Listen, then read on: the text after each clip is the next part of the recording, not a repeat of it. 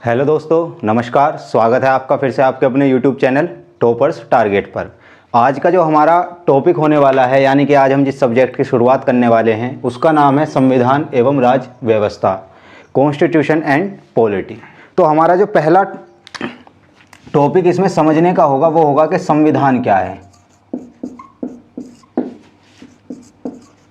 संविधान क्या है, हम सबसे पहले क्या है ये समझेंगे कि व्हाट इज कॉन्स्टिट्यूशन।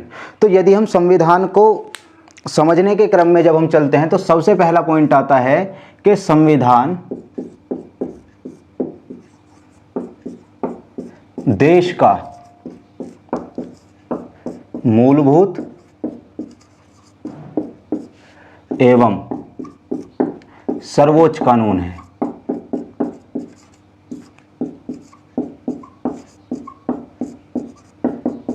क्या है? मूलभूत एवं सर्वोच्च कानून है। संविधान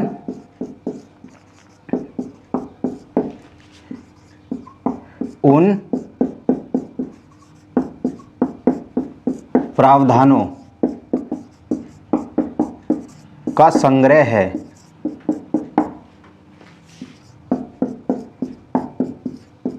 जिनके द्वारा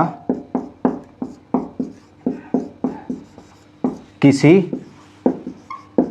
देश की शासनिक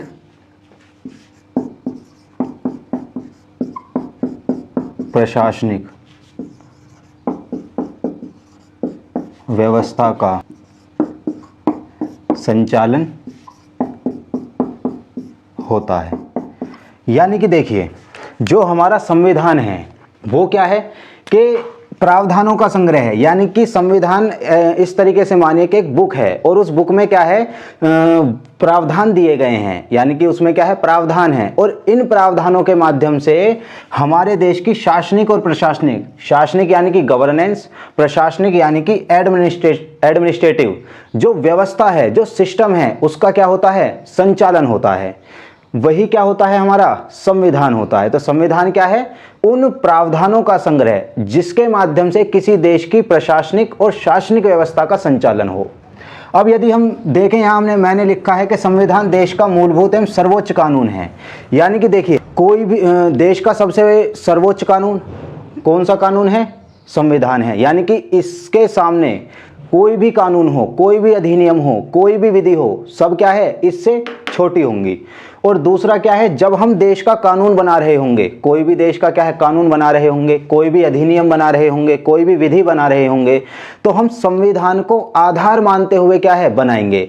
जो विधि, जो कानून, जो अधिनियम संविधान के प्रावधानों के क्या है, खिलाफ होगा, उस विधि को, उस कानून को, उस अधिनियम को शून्य घोषित कर दिया जाएगा। इसीलिए मैंने यहां लिखा है कि देश का क्या है, मूलभूत कानून है, सर्वोच्च कानून है। यानी कि संविधान से बड़ा क्या है, कुछ भी नहीं है। अब शासनिक से मतलब क्या होता है, गवर्नेंस,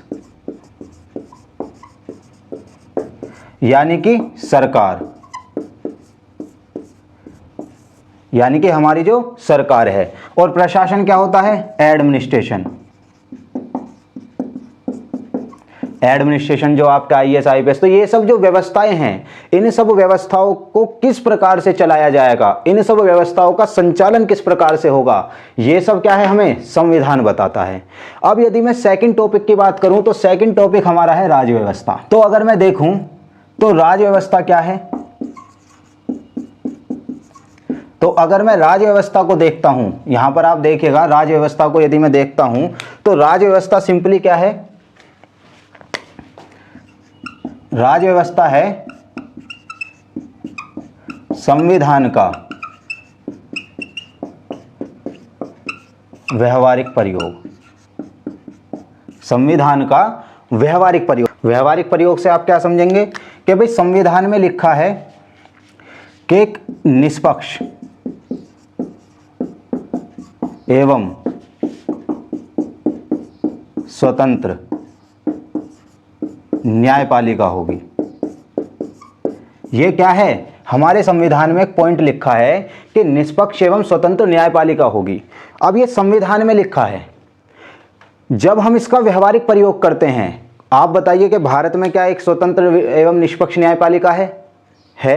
तो वही क्या है, राज व्यवस्था हो जाती है हमारी। यानी कि जब हम संविधान में जो प्रावधान लिखे हैं उन प्रावधानों को ग्राउंड लेवल पर क्या है, इंप्लीमेंट कर देते हैं, उनका क्या है, व्यवहारिक प्रयोग कर देते हैं, तो वही क्या हो जाता है, हमारी राज व्यवस्था हो जाती है। और यदि क्या होता है कि भाई स्वतंत्र निष्पक्ष न्यायपालिका, तो मान लीजिए एक एक्स सरकार है, एक्स गवर्नमेंट है, उस गवर्नमेंट में निष्पक्ष एवं स्वतंत्र न्यायपालिका की जो प्रासंगिकता थी वो ज़्यादा थी, तो हम कहते हैं कि भाई एक्स गवर्नमेंट की जो राज्य व्यवस्था है वो बहुत अच्छी थी। अगर किसी वाई गवर्नमेंट है उसमें क्या है, स्वतंत्र एवं निष्पक्ष न्यायपालिका, यानी कि न्यायपालिका के जो मुद्दे हैं, न्यायपालिका के जो विषय हैं उनमें सरकार हस्तक्षेप करती है, तो हम कहते हैं कि भाई वाई जो सरकार है इसकी जो क्या है, राज व्यवस्था है, ठीक नहीं है। तो यानी कि राज व्यवस्था क्या होता है, एक प्रकार से व्यवहारिक प्रयोग होता है संविधान का। तो जो सरकार क्या है, संविधान में दिए गए प्रावधानों का, जो सरकार संविधान में दिए गए प्रावधानों का अच्छी तरीके से क्या है, प्रयोग करती है, जनहित में प्रयोग करती है, तो हम कहते हैं कि भाई ये जो सरकार है ना, इसकी राज्य व्यवस्था बहुत बेहतर है। और हम संविधान में दिए गए प्रावधानों का कम क्या है, प्रयोग करती है, जनहित में क्या है, प्रयोग नहीं करती, तो हम क्या कहते हैं कि भाई ये जो सरकार है इसकी जो राज्य व्यवस्था है वो अच्छी नहीं है, यानी कि ये सरकार ठीक नहीं है, जो आप देशी भाषा में कह देते हैं।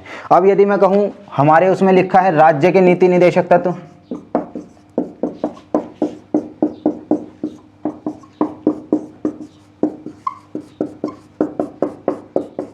भाग 4 में,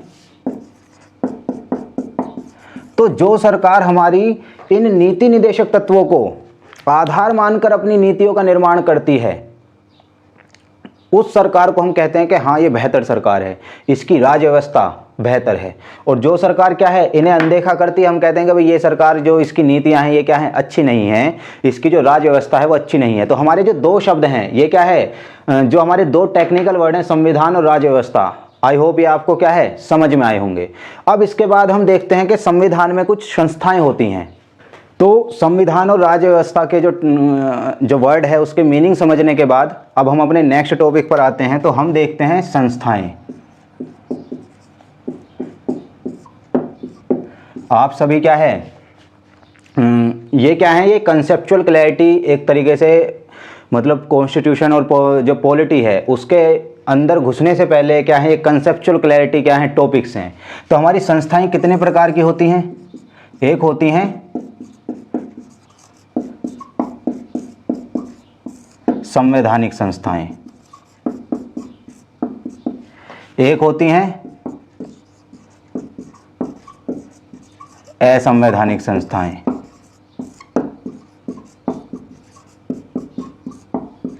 और एक होती हैं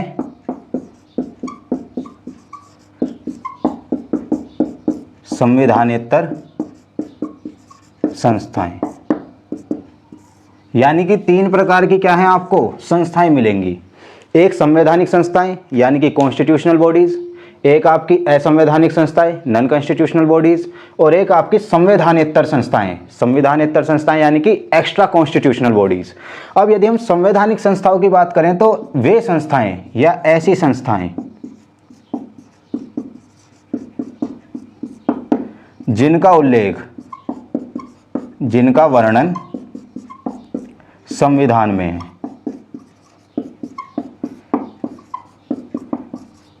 यानी कि जिनका स्पष्ट वर्णन क्या है, संविधान में मिलता है, उन्हीं को कहते हैं आपकी कॉन्स्टिट्यूशनल बॉडीज यानी कि संवैधानिक संस्थाएं। जैसे कि इलेक्शन कमीशन ऑफ इंडिया 324, आपका फाइनेंस कमीशन 280, आपका यूपीएससी 315, यानी कि इनका क्या है, स्पष्ट क्या मिलता है, वर्णन मिलता है, किसमें, आपका संविधान में। इसीलिए क्या है, इन्हें कहते हैं हम संवैधानिक संस्थाएं।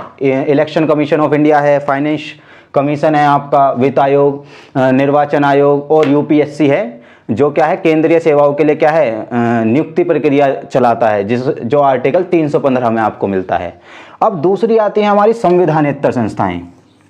संविधानेतर संस्थाएं कौन सी होती हैं, यानी कि एक्स्ट्रा कॉन्स्टिट्यूशनल बॉडीज कौन सी होती हैं, ऐसी संस्थाएं जो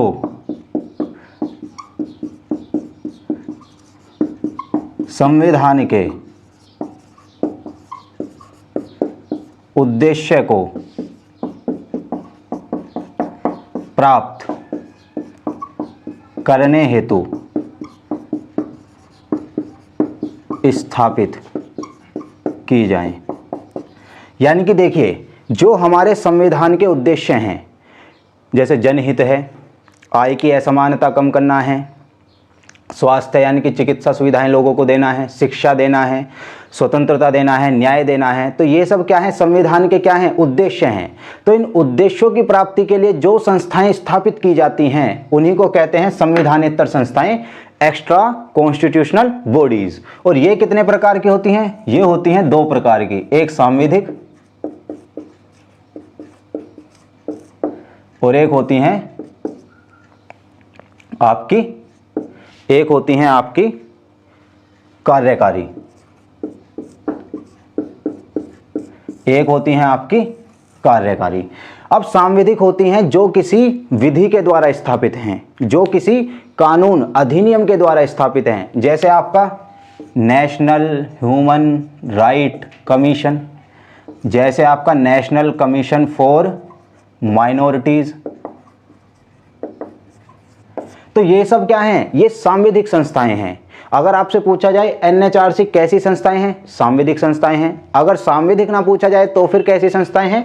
संविधानेतर संस्थाएं हैं। यानी कि इनका जो क्या है, इनको जो स्थापित किया जा रहा है वो किया जा रहा है किसी विधि द्वारा, किसी लॉ द्वारा। और दूसरी होती है आपकी कार्यकारी, जो क्या है, कार्यपालिका। कार्यपालिका यानी कि राष्ट्रपति, कार्यपालिका के प्रमुख राष्ट्रपति द्वारा, राष्ट्रपति के आदेश द्वारा स्थापित की जाएं। यानी कि कार्यकारी संस्थाएं कौन सी होती हैं? हमारे कार्यपालिका के प्रमुख कौन हैं? राष्ट्रपति साहब हैं। उनके आदेश से जो संस्थाएं स्थापित की जाएंगी उन्हीं को हम क्या कहते हैं? आपका कार्यकारी संस्थाएं। और जैसे ये कौन सी है? नीति आयोग, जैसे योजना आयोग। ये दोनों संस्था किसका एग्जाम्पल है? आपकी कार्यकारी संस्थाएं के। कैसे देखेंगे हम कि भाई ये कार्यकारी हैं? नीति आयोग की फुल फॉर्म क्या है? National institute for transforming India. यानी कि जो नीति आयोग है उसका जो एक क्या है, वो थिंक टैंक है, उसे स्थापित किया गया है ताकि जो भारत है उसका समग्र विकास हो सके। तो यानी कि कहीं ना कहीं क्या है, वो संविधान का जो उद्देश्य है उसे प्राप्त करने के लिए स्थापित की गई है। किसके द्वारा स्थापित की जा रही है? राष्ट्रपति के आदेश के द्वारा। इसलिए उसे क्या कहेंगे? कार्यकारी संस्था कहेंगे। तो आई होप आपको ये टॉपिक भी क्या है, समझ में आया होगा। अब हम बात करते हैं थोड़ी सी क्या है, आप आगे जब हम संविधान को क्या है आगे पढ़ रहे होंगे तो बार बार बहुमत शब्द का प्रयोग होगा। जब हम विधेयकों के संसद के चैप्टर को पढ़ रहे होंगे तो हम एक बार बहुमत को भी क्या है यहीं पर क्लियर कर लेते हैं, बहुमत के टॉपिक को, ताकि आगे क्या है कोई समस्या ना हो। अब जो हमारा टॉपिक होगा वो है बहुमत के प्रकार, यानी कि टाइप्स ऑफ मेजोरिटी। तो टाइप्स ऑफ मेजोरिटी में जो पहली मेजोरिटी होती है वो होता है साधारण बहुमत। साधारण बहुमत यानी कि सिंपल मेजोरिटी। सिंपल मेजोरिटी क्या होती है? उपस्थित और मतदान करने वाले सदस्यों का बहुमत। यानी कि मान लीजिए हमारी लोकसभा है और लोकसभा में कितने सदस्य हैं? 543। अब कोई विधेयक आया, उस विधेयक पे क्या होनी है? वोटिंग होनी है, क्योंकि कोई भी विधेयक जब क्या है पारित होगा तो उस पर क्या होगी? वोटिंग होगी। तो अब मान लीजिए इन 543 में से जो उपस्थित हैं वो हैं सिर्फ कितने? 200। और इन 200 में से भी क्या है, मतदान जो दिया है वो दिया है 180 ने। यानी कि 200 में से 20 ने क्या है मतदान नहीं किया, क्योंकि उन्हें क्या है वो बिल पसंद ही नहीं आ रहा, तो वो मतदान क्यों करेंगे। तो ये जो मेजोरिटी होती है साधारण बहुमत, तो ये होती है उपस्थित और मतदान करने वाले। मतदान करने वाले कितने 180, इसका आधा कर दीजिए यानी कि 90 + 1, यानी कि 91 लोग यदि किसी क्या है फॉर एग्जाम्पल कोई बिल आया, उस बिल में लोकसभा में आया 543 क्या है टोटल सदस्य हैं, लेकिन उपस्थित हैं केवल 200, और इन 200 में से उपस्थित हैं केवल 200, और इन 200 में से 180 ने मतदान किया, तो हम कैसे मानें कि वो बिल पास है या नहीं, उस बिल को लोकसभा में बहुमत मिला या नहीं। तो यदि वो साधारण विधेयक है तो उसे कितने 180 का आधा कर दीजिए कितना 90, और इसमें 1 जोड़ दीजिए, तो अगर 91 वोट उसे मिल जाए 180 की, तो वो बिल क्या हो जाएगा आपका पास हो जाएगा। और ये सिंपल मेजोरिटी यानी कि साधारण बहुमत, एक तो साधारण विधेयक के लिए होता है, कोई साधारण विधेयक आया, एक धन विधेयक आए, धन विधेयक भी सभी इसी से पारित होते हैं, एक आपके क्या हैं वित्त विधेयक, ये सब क्या हैं आपके इसी से पारित होते हैं साधारण बहुमत से। अब अगर हम दूसरा बहुमत देखें, साधारण बहुमत के बाद हमारा जो आता है टॉपिक वो आता है प्रभावी बहुमत। तो प्रभावी बहुमत किस प्रकार से होता है, देखिए इसका मैं सीधा आपको एग्जांपल देता हूं कि लोकसभा में जो सदस्य हैं, जो प्रभावी बहुमत का फॉर्मूला है वो देख लीजिए आप,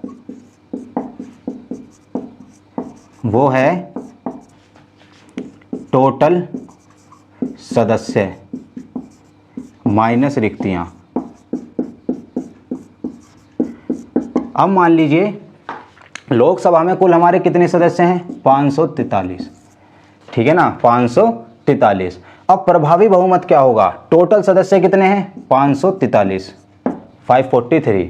अगर हमें लोकसभा में कोई बिल क्या है पास करवाना है तो हमें कितने 543 सदस्य हैं लोकसभा में। अब रिक्तियों से क्या मतलब है, मान लीजिए किसी सदस्य की मृत्यु हो गई, किसी ने त्याग पत्र दे दिया, ठीक है ना, किसी का निर्वाचन कैंसिल हो गया, निर्वाचन क्या हो गया कैंसिल हो गया, तो वो क्या हो जाती हैं आपकी रिक्तियां हो जाती हैं। तो मैं मान लेता हूं कि कम से कम 7 सदस्य क्या हैं ऐसे हैं जो क्या हैं रिक्त हैं, यानी कि वैकेंसी हैं, वैकेंट हैं। तो अब इनमें से इसे घटाएंगे तो कितना हो जाएगा 536, इसका 2 निकालेंगे कितना 2 दूनी 4, 1 6, 1 8, यानी कि 268 और +1 तो 269।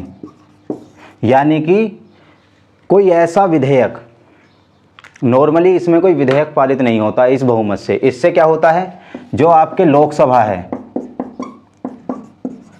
जो आपकी राज्यसभा है और जो आपकी विधानसभा है और जो आपकी विधान परिषद है, तो लोकसभा के अध्यक्ष उपाध्यक्ष, राज्यसभा के सभापति उपसभापति, विधानसभा के अध्यक्ष उपाध्यक्ष, विधान परिषद के सभापति उपसभापतियों को यदि उनके पद से हटाना है, जब इस प्रभावी बहुमत के द्वारा क्या है प्रस्ताव लाया जाता है, और उस प्रस्ताव को यदि इतनी वोट मिल जाएं, मतलब रिक्तियाँ 6 भी हो सकती हैं 5 भी हो सकती हैं, लेकिन इस तरीके से अगर क्या है वोट मिल जाएं तो क्या हो जाएगा वो लोकसभा, राज्यसभा, विधानसभा, विधान परिषद के जो अध्यक्ष उपाध्यक्ष हैं उन्हें क्या है अपने पद से हटना होगा, अपने पद से इस्तीफा देना होगा। तो ये प्रभावी बहुमत की बात है। जो हमारा तीसरी टाइप की जो मेजोरिटी होती है उसे कहते हैं विशेष बहुमत। और विशेष बहुमत हमारा क्या है 2 प्रकार का होता है, एक तो होता है सदस्य संख्या का 2/3, यानी कि 543 सदस्य हैं, इसका 2/3 निकाल दीजिए कितना हो जाएगा 3 एकम 3 2 8 81, यानी कि 2 16 हासिल का 1 2 एकम 2 और 1 3 362। यानी कि यदि जब हमें क्या है राष्ट्रपति पर महाभियोग, राष्ट्रपति पर महाभियोग जो किसके तहत लगता है आर्टिकल 61 अनुच्छेद 61 के तहत राष्ट्रपति पर महाभियोग चलाया जाता है। तो यदि हमें क्या है राष्ट्रपति को पदमुक्त करना है तो हमें क्या है उस पर इम्पीचमेंट लाया जाता है, इम्पीचमेंट का प्रस्ताव लाया जाता है, यानी कि प्रपोजल ऑफ इम्पीचमेंट लाया जाता है आर्टिकल 61 के अंतर्गत। तो जब हमें क्या है उस समय हमें जो बहुमत की आवश्यकता होती है वो है सदस्य संख्या का 2/3, सदस्य की जो संख्या है उसका 2/3 यदि क्या है इम्पीचमेंट के फेवर में क्या कर देंगे वोट कर देंगे तो हमारा जो राष्ट्रपति जी है उन्हें क्या है पदमुक्त कर दिया जाएगा, ठीक है ना। और हमारी जो इसमें सेकंड टाइप की मेजोरिटी होती है, सेकंड टाइप की जो मेजोरिटी होती है वो भी समझ लीजिए। सेकंड टाइप की मेजोरिटी होती है उपस्थित और मतदान करने वाले सदस्यों का 2/3, जो उपस्थित और मतदान करने वाले सदस्यों का 2/3 जो उनके आधे से कम ना हो। यानी कि हमारी जो इस टाइप की मेजोरिटी होती है उसमें क्या होता है कि पहले तो समझिए जो उनके आधे से कम ना हो, यानी कि हम मान लेते हैं 543 टोटल क्या है हमारे सदस्य हैं, इसका 2 निकाल लीजिए तो कितना हो जाएगा, यानी कि लगभग 272 आ गया, ठीक है। और ऊपर लिखा है उपस्थित एवं मतदान करने वाले सदस्यों का 2/3, यानी कि मान लीजिए उपस्थित हैं भाई, टोटल सदस्य संख्या कितनी है आपको पता है 543, उपस्थित है मान लीजिए 300 और मतदान करते हैं इनमें से आपके कितने 270। भाई 30 कहते हैं कि भाई हमें तो क्या है इसमें कोई मतलब जो ये बिल आ रहा है या कोई संविधान, क्योंकि इससे संविधान संशोधन होता है इस वाली मेजोरिटी से, तो हमें तो इसमें क्या है कोई दिलचस्पी नहीं है। तो वो क्या है 30 मतदान नहीं करते तो 270, तो अब इसमें क्या होगा जितनों ने मतदान किया है उसका 2/3, यानी कि कितना बैठा 180। तो ये बिल क्या हो जाएगा, मान लीजिए कोई संविधान संशोधन से संबंधित बिल आया, क्योंकि इसमें कौन से बिल आते हैं कॉन्स्टिट्यूशनल अमेंडमेंट है, कॉन्स्टिट्यूशनल अमेंडमेंट वाले, तो संविधान संशोधन के क्या है इसमें अधिनियम आए, संविधान संशोधन वाले आया, या क्या है जो आपके न्यायाधीश हैं सुप्रीम कोर्ट के उन पर महाभियोग का भी क्या है इसी पर आता है। तो होता क्या है मान लीजिए कि कोई संविधान संशोधन से रिलेटेड क्या आया, कोई क्या है बिल आया, तो अब उसमें क्या होगा कि उस बिल में 300 लोगों ने क्या किया, 300 लोग उस दिन उपस्थित थे 543 में से, 270 क्या है मतदान करते हैं और इसका टोटल क्या है 180 क्या निकल जाता है हमारा वोट मिल जाती हैं, यानी कि मेजोरिटी हो जाती है। लेकिन ये क्या है ये इस 272 से कम है, इस 272 से यदि ये क्या हो जाती है कम हो जाती है तो ये जो विधेयक आया है ये क्या हो जाएगा फेल हो जाएगा, यानी कि ये राज्यसभा में नहीं जाएगा, ठीक है ना। तो संविधान संशोधन से संबंधित क्या है जो विधेयक हैं हमारे वो क्या है इसी में आ जाते हैं। तो ये हमारा क्या है उपस्थित और मतदान करने वाले सदस्यों का 2/3 जो उनके आधे से कम ना हो। इसीलिए आप देखिएगा जब भी कभी संविधान संशोधन की बात आती है ना, जैसे जम्मू कश्मीर पुनः जो जम्मू कश्मीर राज्य से संबंधित एक क्या है राज्य पुनर्गठन विधेयक लाया गया था, जब आप देखेंगे उस समय क्या है भाजपा हो या कांग्रेस हो, कांग्रेस चाहती थी कि वो बिल क्या है पारित ना हो और भाजपा चाहती थी वो बिल पारित हो। तो इसलिए हर पार्टी अपने क्या है एक व्हिप की नियुक्ति करती है, तो व्हिप क्या करता है कि जो उपस्थित नहीं है उसे पार्टी से निष्कासित कर दिया जाएगा, या कोई अनफेवर में वोट करता है यानी कि दूसरे पक्ष में वोट कर देता है हमारे पक्ष को छोड़कर तो उसे निष्कासित कर दिया जाएगा, तो व्हिप जारी करती है, ठीक है ना, व्हिप जारी करती है। तो संविधान संशोधन के लिए या न्यायाधीश पर महाभियोग की प्रक्रिया लगाने के लिए ये विशेष बहुमत का यूज होता है। तो ये सब क्या है हमारा एक बेसिक्स था आपका कॉन्स्टिट्यूशन एंड पॉलिटी का, और इससे आगे हम क्या है लगातार आपका प्रेम्बल और आपका मौलिक अधिकार नीति निदेशक तत्व आदि को पढ़ते हुए क्या है पूरी पॉलिटी को कंप्लीट करेंगे। धन्यवाद।